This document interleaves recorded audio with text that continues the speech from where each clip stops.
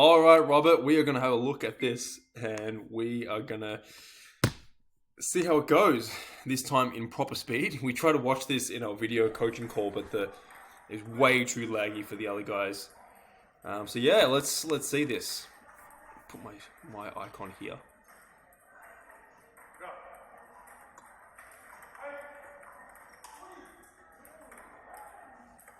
So I'm kind of still confused. Is this an actual match or is it more community play? So these are balls you can be looping with your backhand. But again, it's not that simple, right? Like, it's easy and I used to say this as a coach to players, just use your backhand, open up. But now, as an older and more wiser person, I understand that until you've mastered the skill in every different scenario and you have full trust in it, it's not something you can easily execute. The reason why pros can do it is because they automatically know how to cover every ball, whether it comes wider, whether the push is heavier, or whether the push is not as heavy. They know how to adjust to it. Right? This takes real mastery of the shot. And when you master something, you're able to do it without thinking. Now, because they're able to do it without thinking, it's hard for them to actually teach it. So if I can give...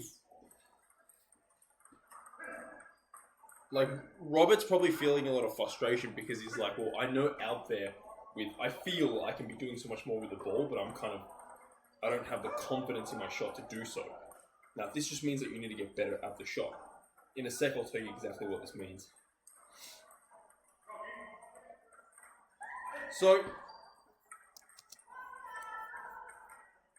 it seems to me your serve is not bad, right? It seems to me if you grab the ball and you learn to serve under it, it's not bad. Now, here's how you can start being on the way to top spinning, getting low with your legs and top spinning that ball every single time. And that will completely change the dynamic of the point. Like, this guy you're playing against, he's just going to try and block a spinny ball and it's going to go out every time. Right?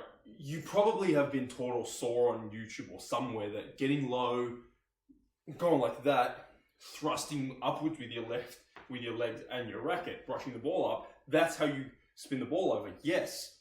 However, you then, once you're able to do that, you need to be able to do it when the opponent pushes pushing back. How much backspin someone gets is not a continuum. It is a continuum, sorry. It's not a blanket backspin, topspin, no spin. It's a continuum. Is there a lot of backspin or is there not a lot of backspin? Is it empty with very little backspin? Is it very heavy? Is it medium heavy? You need to be able to understand and see this. Then you need to be able to know, okay, is this one where I have to really get low, work and get it up? Or is it one where I have to just put a little bit and just kind of go up but a little bit forward? Or is it one that's completely empty and I actually have to spin it but go rather forward? And if I don't, the ball's going to actually go out because you overestimated how much backspin was on it. At the end of the day, how much backspin is on the ball? You just need to beat that. The conundrum is, if you beat it too much, your ball can go off the end, right? Also, when the ball comes shorter, when to step in on that ball, step in and then play this shot. Even when you step in, it's just a little bit, right? If it's half long. Or if it's really deep, you just put more pressure on this and just get it up. These are things you have to be able to deal with, these nuances. And this is why you'll see a lot of players who have good, beautiful looking technique, but then they can't actually deal with, as soon as they play a match and the ball doesn't come the way their practice partner hits it, they start playing like shit.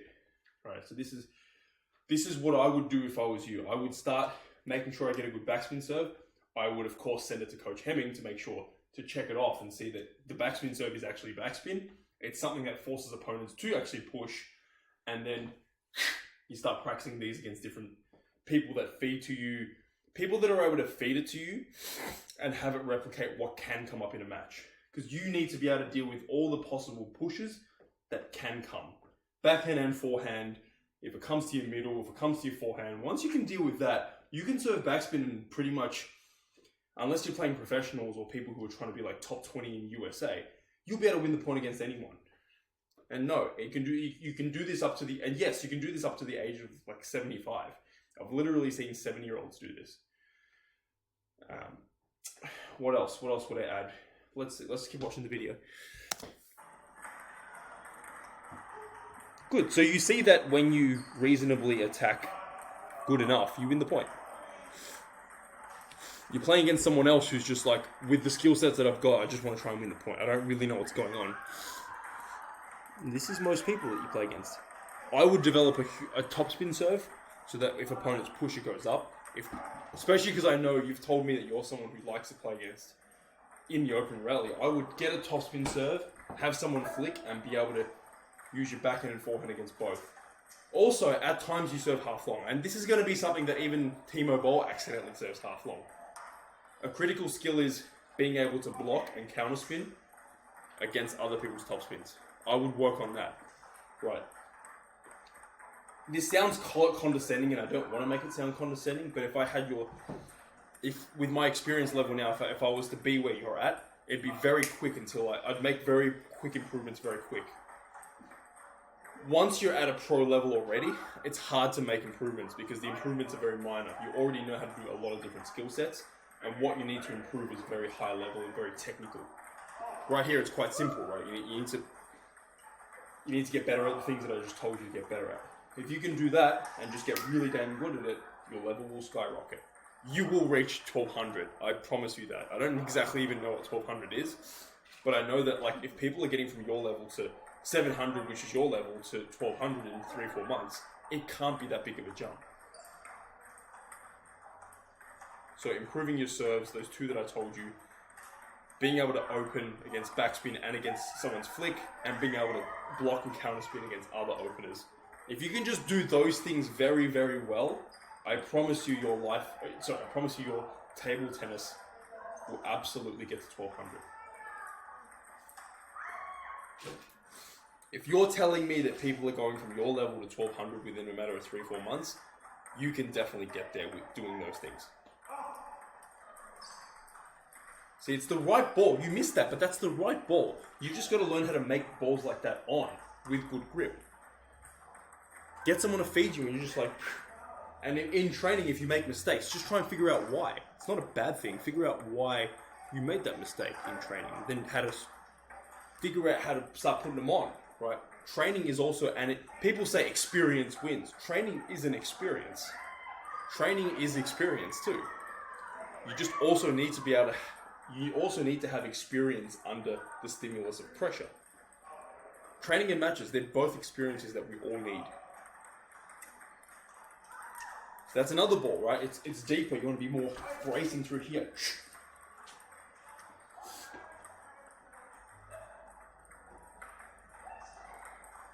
All right. In the last 4 minutes of this, let's really start to analyze every single reason why you missed it.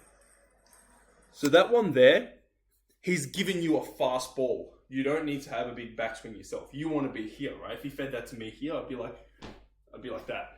That's how you should have played that ball. Try and learn how I think here. Try and learn the principles rather than exactly, that shot, that's how you deal with it. Try and learn why. Right? Because he gave you pace and because it was to your left, I would have gone like... that, right? Because if he's giving you pace, you can just get spin and really use that pace to give back to him.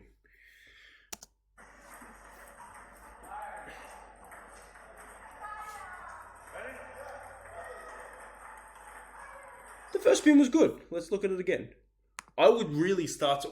If you haven't already, watch my video on how to have the service grip. I would then here, throw the ball up 15 centimeters, bang. Throw the ball up 15 centimeters, bang. Have that. Once you can learn to do that, or you can also do it here, but just learn to get body in it and learn to really get backspin. I don't mind if you're gonna serve like this, it's gonna be harder. Right? I'd rather, if you're a shakehander, I'd rather you do this way, and then look to open or open. Right, but you're gonna get more backspin doing this. Holding it shakehand is limiting how much spin you get. So if you open and someone blocks, the point changes. You serve backspin, they give you backspin. Now, backspin obviously has downwards force that you need to overcome, so it's difficult in that way. But if I give you a backspin ball, and with the same amount of effort and the same amount of power that I put into the ball, I give you a no-spin ball. Obviously, the no-spin ball doesn't have backspin to beat, right? It doesn't have backspin, but it does travel faster. So that's why you see a lot of players when they play the first spin, especially pros, after they play the first spin, the opponent is going to counterspin or block. In these cases, in club level, they're going to block. They don't know how to counterspin. This is why I say spin to the forehand at a club level, because they will give you 3 points after 3 points. So what you can do here is spin the first ball to the forehand, or wide to the backhand, because he's not covering this one here. Right, but you are playing right here where he's just standing. Let's say worst case scenario, you do play to him there, right? He's going to block back. So what you want to be doing is being ready for a faster ball. And you want to here, use the pace. That ball came to you faster than you think it was. Because you spun and he stood close and he went like that. That ball's coming with topspin. It's coming faster than you think. So you want to be here and then just going straight over. And you don't want to be having, even on this ball, if you have even just that much backswing, that's going to be too much and you're going to run out of time. So use the pace of the block he's giving you and just follow through with no backswing in this case. So watch it again. That's what you should have done. I would have focused more on follow through. I would have even waited for that ball. You also you didn't do much wrong. You didn't try and get it off the bounce. I would have just followed through with more spin.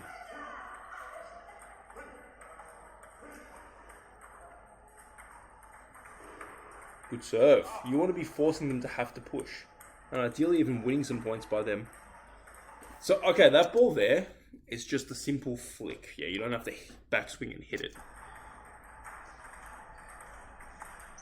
You don't have to do as much on that serve as you think. It's a topspin serve, and I think you're actually seeing it. And you've just got to come in with your right leg and just with the body put it forward. You don't need to go swing.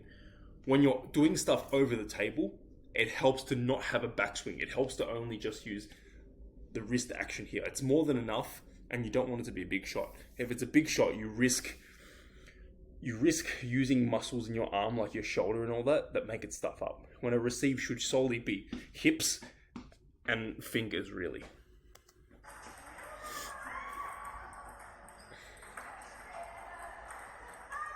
I'm running out of breath as well. All this, man. Getting chubby.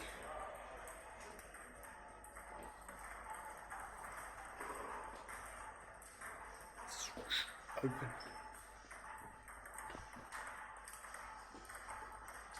So that ball there, it's okay. You don't have to do that. If someone gives long, I will get low on the right leg, bang. Even if it's really long, I know you struggle with these long balls, yeah? It is going to be ugly and uncomfortable getting them over, but really get low, let the ball drop, brush. And I talked about this in a previous video that I just uploaded today. The spin formula is speed of the ball and racket colliding times the amount of time spent on the rubber equals amount of spin generated. Yeah, so what this looks like, the lower I get, I'm going to help my body and my racket get more speed, meet the ball with more speed. Doing that is going to help the rubber and the ball stay longer together. And the lower I let the ball drop, the more gravity is going to be able to do its thing and meet my rubber at a faster rate, and then I'm going to get more spin. So key things. Again, spin, the amount of spin we generate equals the speed at which the ball and the rubber meet times the amount of time the ball spends on the rubber. So, what does that mean in real terms? When we play a forehand or backhand spinner, we want our racket to be moving up and as much as possible and as fast as possible. Because then when it meets the ball, it's going to meet the ball at a fast pace. Doesn't mean that the ball has to travel up forward, but when the original ball comes and we spin it up, it's fast, but just in an upwards direction. Then as we start to do this, it's going to help this motion here. It's going to help the ball stay in the rubber as long as possible, but also be gripping at a high speed. That's how we get intense spin. And that's what I would have done here. Get lower on that right leg. That's the problem here. Get low on that right leg and let the ball drop. Let gravity do its thing.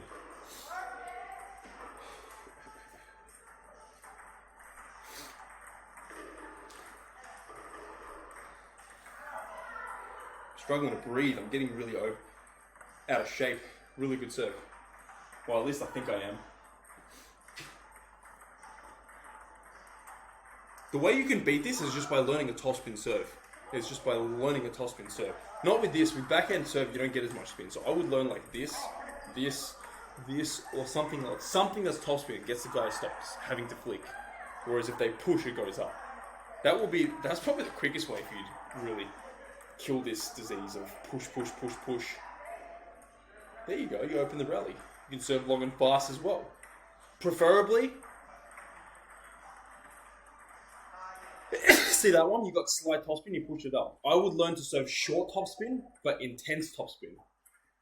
This is a video I will create very soon on my Instagram, and I'll share it on School as well. School is where all my exclusive content comes. I feel like I'm getting a fever, guys. You know when you know you're about to get sick. This is a top spin. Spin. That one you had to move and spin, right? That one's stuff you want to be training. You see how the stuff that I want you to train is completely what a lot of almost every coach won't be missing. They won't tell you this because they don't know to tell you this, right? Even if they have the skills, they're like, I don't really know how to get Robert there. That's the problem. It's tough. It's really tough as a player. That's why I started this community, because I'm like, the help that they're getting out there really isn't good.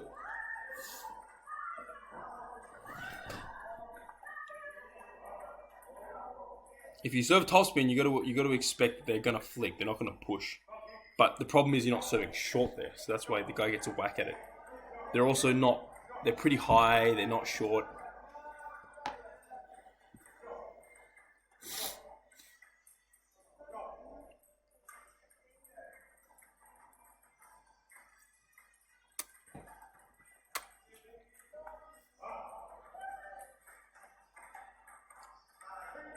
Move and spin, move and spin. All right, we got another 10 seconds, but that should give you all. If you still have questions after this, man, let me know. I'm sure you will have questions after this, how to implement it and all. Hit me up if you watched this far to the end. Hit me up, DM me, and if you do that, look, I'm gonna jump on a one-on-one call with you, and I'm gonna be like, this is how you fix it. All right, well, guys, let me know what you think of the feedback. And honestly, this is 18 minutes of basically how all club level players should excel when they first start. Because especially if you're a club level player that wants to be attacking, but then you go through the frustrations of like, it seems to work, but it doesn't. This is why. So yeah, I don't know what to say at this point other than watch to the end, DM me, and I will jump on a one-on-one call with you and let's figure this shit out.